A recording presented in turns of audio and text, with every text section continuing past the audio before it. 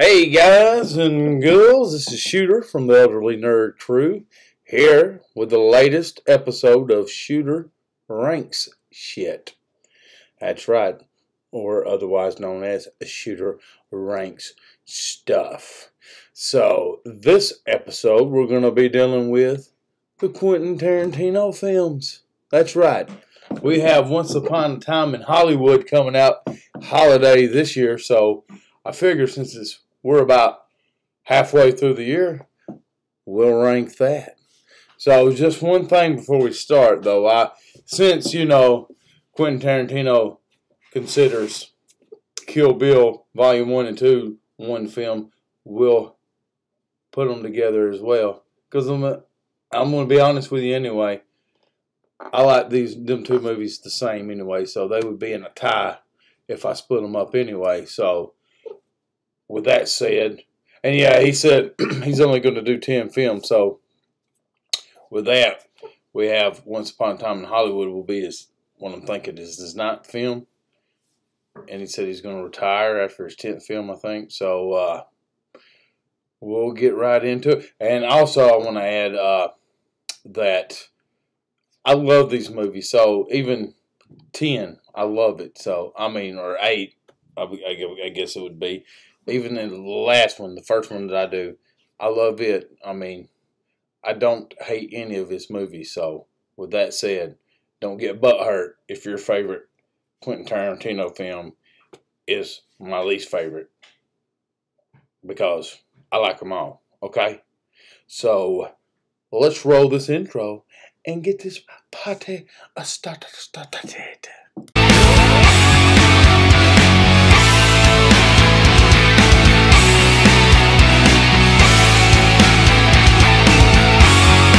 Shooters to the left of me, shooters to the right. Here shooters stuck in the middle ranking stuff. Yeah.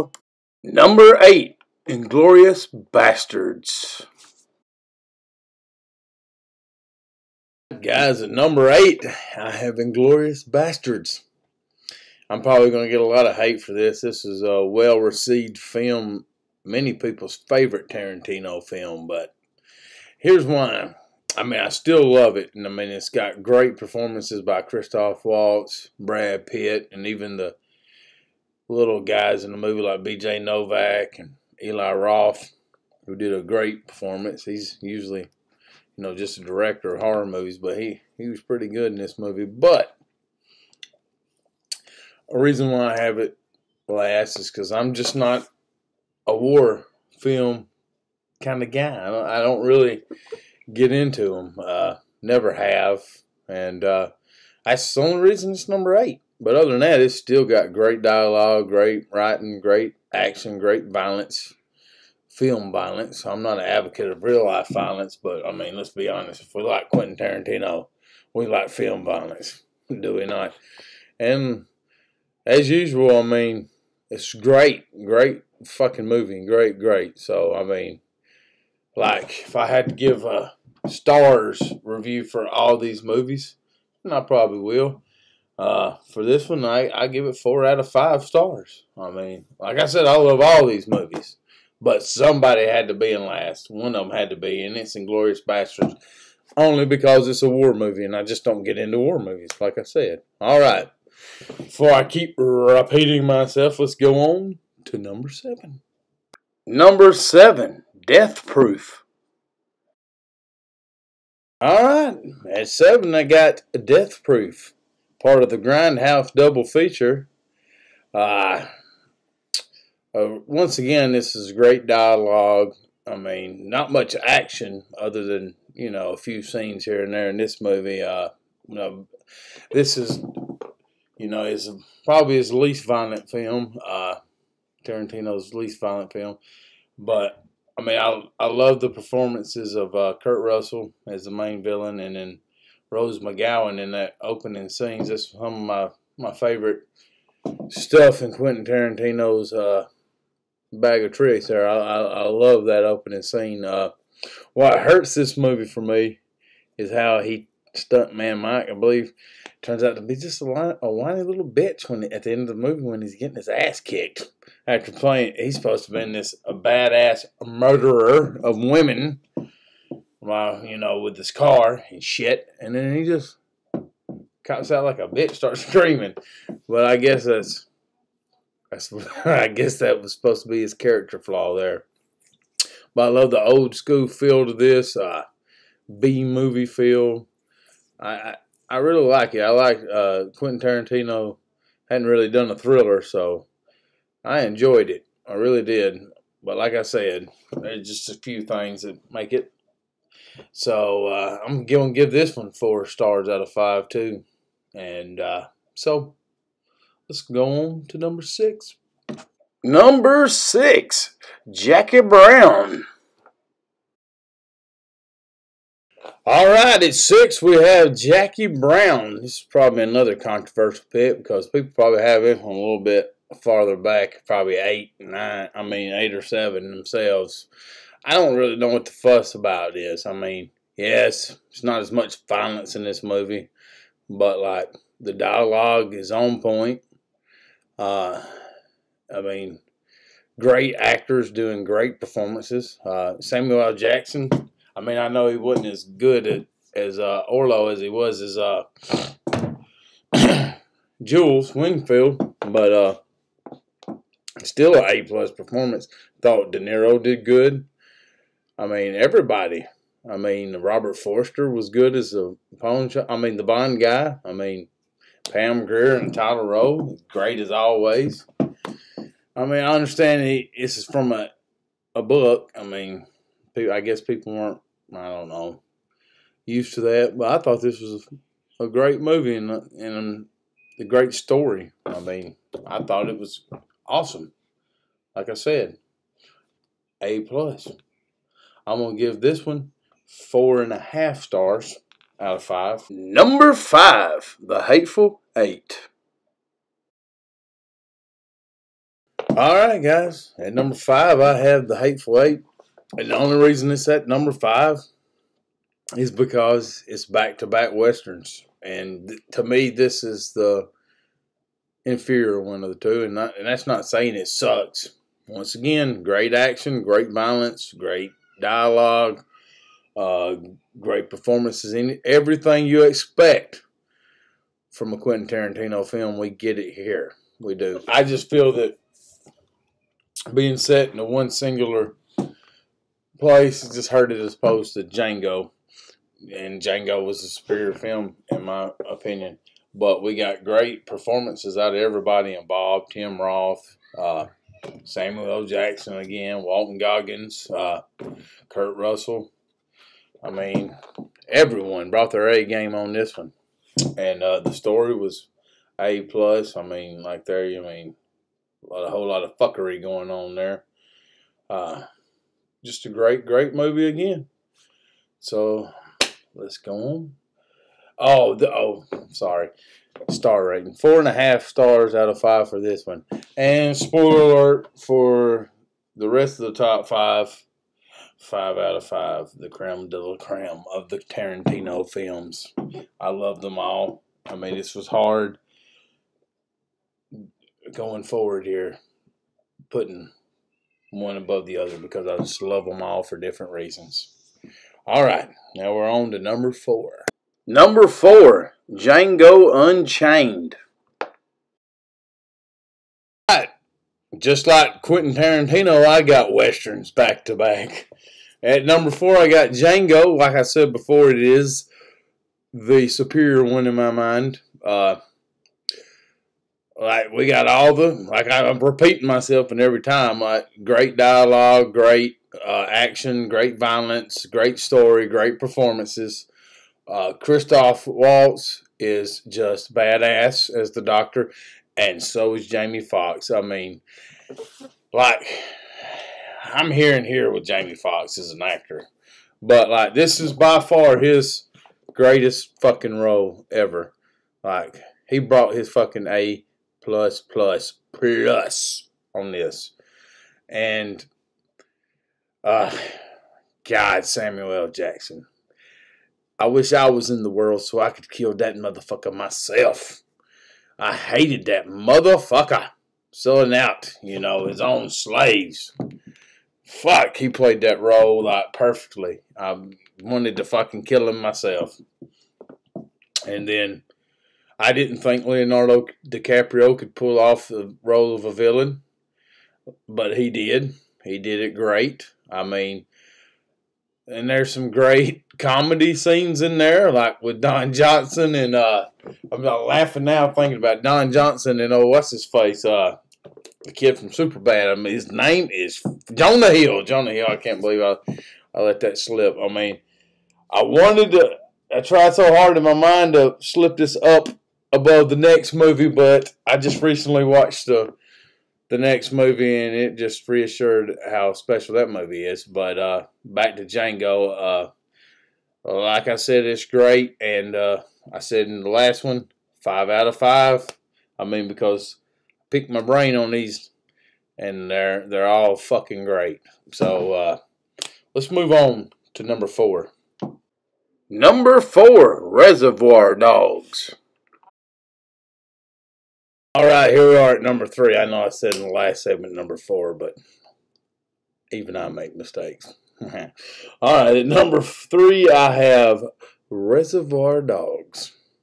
And as far as debut movies go, I mean, I don't think anybody has had a better debut movie as a director. We got all the standards that he set for us. And in the movies to come, I mean, great performances. Michael Madsen, fucking awesome as a psychopath.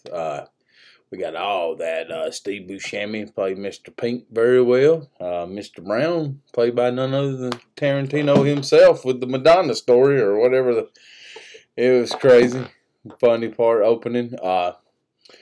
We got Tim Roth playing the rat very well. Harvey Keitel, great as usual. I mean, everybody brought their A game to this as usual. I mean, this is just a great story. And I love it how really nobody got away. Nobody won in this movie. Nobody. And then one of my favorite scenes in cinema history is when fucking Manson is going fucking psycho, and he's over there going, I got jokers to the left of me, clowns, or whatever, however you go, singing that stuck in the middle with you. Yeah, that was a great fucking scene. Great fucking scene. Like I said, 5 out of 5. And here we go. Who's going to be number 1? Well, we'll find out because we got number 2 coming up now. Number 2, Pulp Fiction. Yeah, this was one of the hardest decisions I ever had to make in life. What was my second favorite Quentin Tarantino film, and what was my favorite? Well, as you can see at 2, we have Pulp Fiction, which a lot of nostalgia brings up to this, because this was the movie that got me into Quentin Tarantino. And I must admit, the first time I watched it the first time it came out on video, VHS, back in them days, in 1995, I believe is when I seen it. I didn't like it. Thought it was weird, confusion, couldn't keep up with it. But hey, don't blame me. I was only a teenager. Fast forward a few years, I believe it was 1999, 2000. I rewatched this movie and just fell in love with it. The fucking storytelling, the way he cropped the movie together with these 3 different parts and how they play to the bigger picture of the movie. And once again, great dialogue in this movie. This is probably the best of the best when it comes to dialogue, like especially Samuel L. motherfucking Jackson. All right, we all know about the big speech and all the great lines he's got. Say what again? Say what one more goddamn time? Or that's a tasty burger, Brett. Or look at the big brain on Brett. I could go on and on about the one-liners that fucking Samuel L. Jackson has in this movie, but he's not the only one.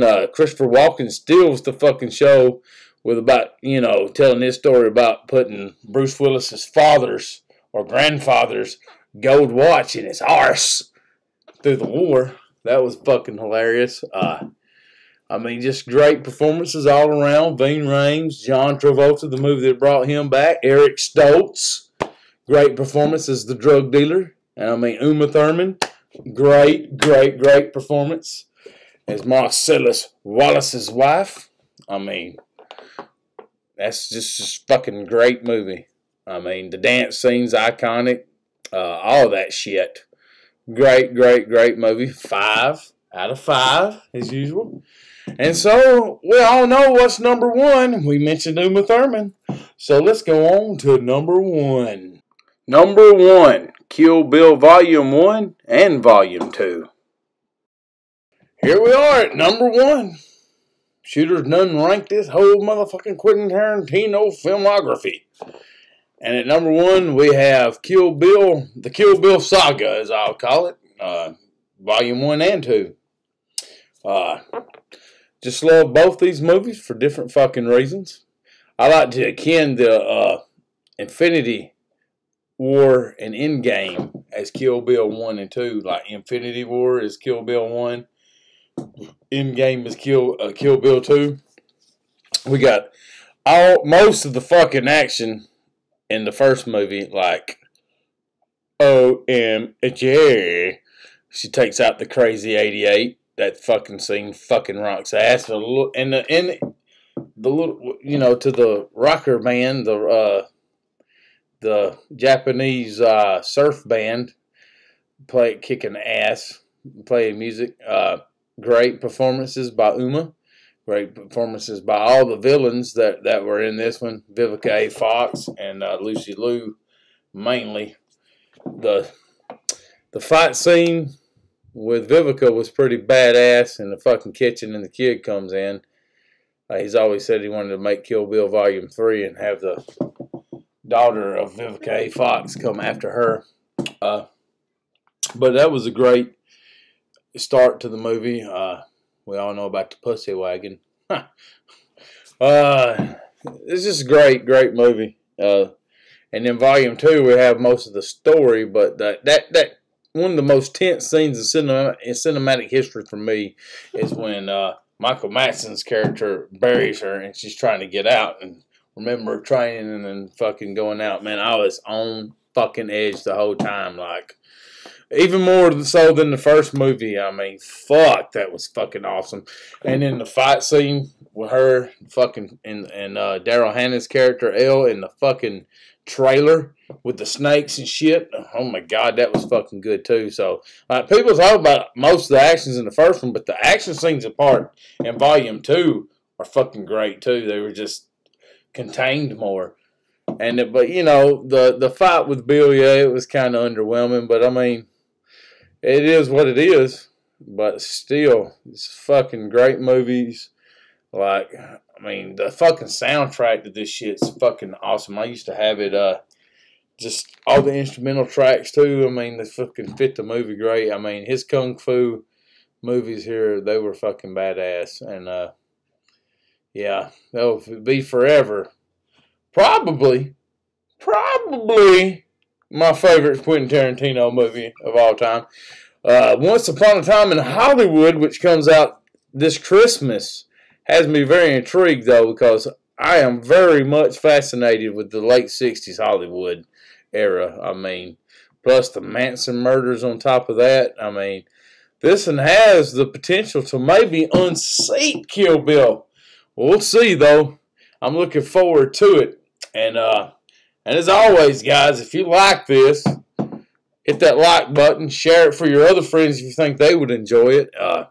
Make sure to subscribe to us on YouTube if you're not already. Like our Facebook page, The Elderly Nerd Crew. And like our Twitter, Elderly Nerd Crew, at Elderly Nerd Crew. And guys, we got some good stuff brewing. I know the other guys have, but I got a couple more videos. Try to get one more out this week before I go back to work. And as always, guys, shoot her out.